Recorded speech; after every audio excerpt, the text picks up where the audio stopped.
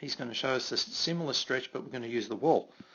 This one's actually very, very difficult, especially for the person with the medial problem. So all he's got to do is place one hand on the wall with the fingers pointing directly down. You see how that, especially that little finger, it's got to be dead vertical. And you've got to try and make sure that heel of the hand is pressed firmly against the wall. All right, you don't want any gap between the heel of the hand and the wall there at all.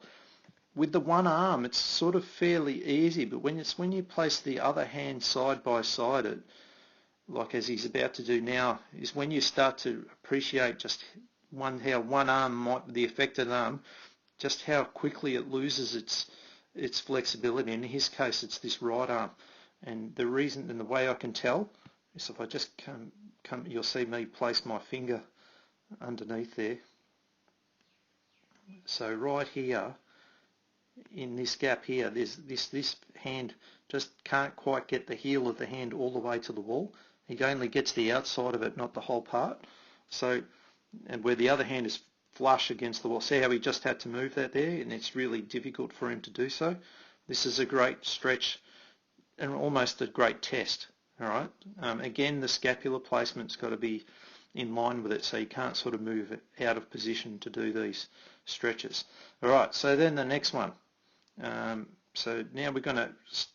This is where the third one, you need a partner for this one. And some therapists are good at doing this. So all Nathan's got to do is just maintain his hand in neutral, and Dylan just applies both his hands to his forearm there and pulls it into one way. So he's going to go supination and then he's going to go pronation. So basically he's just guiding his forearm around while Nathan makes sure he keeps perfect shoulder stability. So it's always best to do this sitting down. And what you're looking for is to keep the wrist flat. Don't necessarily look at the hand, because the hand might be able to do a bit extra. It's the wrist. So try and look right at the wrist if it's dead flat. If it doesn't achieve all the way, then you know that there's a problem. So go into supination, and then the next one we'll go into is pronation. And so Dylan's going to drive this around into the opposite direction. Just be careful of how much pressure you put on the person's hand, obviously. So you can see Nathan here has no real problems with pronation, but he had some issue with supination. All right, and this is where the person with the lateral might feel the stretch here on this one. Again, remember, keep really good position at the scapula there all the time in the shoulder, so you're maintaining good posture so that it can't cheat around it. All right, so that's a good partner stretch you could use.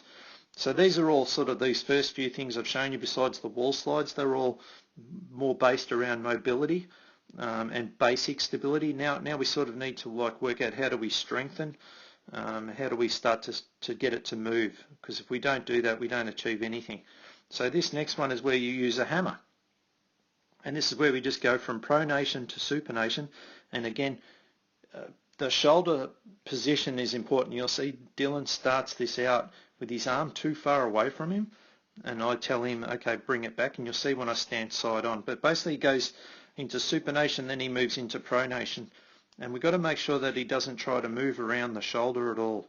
And you'll see there's a harder one we'll do in a second where Nathan does do that. Now you can see here how his elbow is too far away from his shoulder. It's hard for him to be positioned correctly, so I quickly tell him, get a little bit closer, so you can see now that's a much better position for the shoulder. It's sort of sitting right inside the joint there, as opposed to before he was sort of moving forward a bit too much.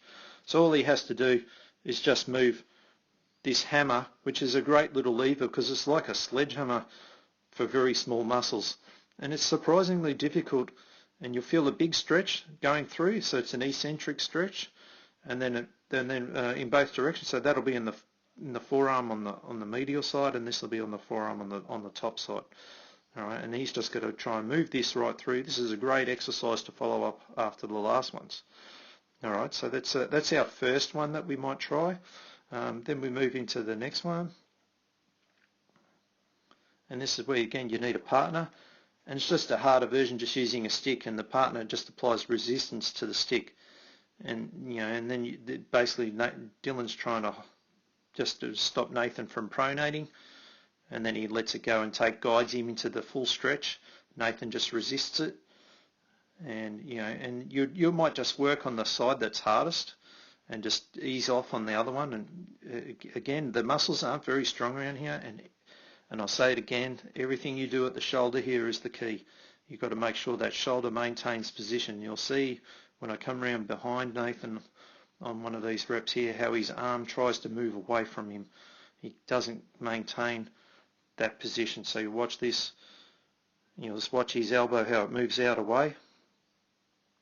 So his shoulder is trying to help his elbow rotate around where we really needed him to maintain.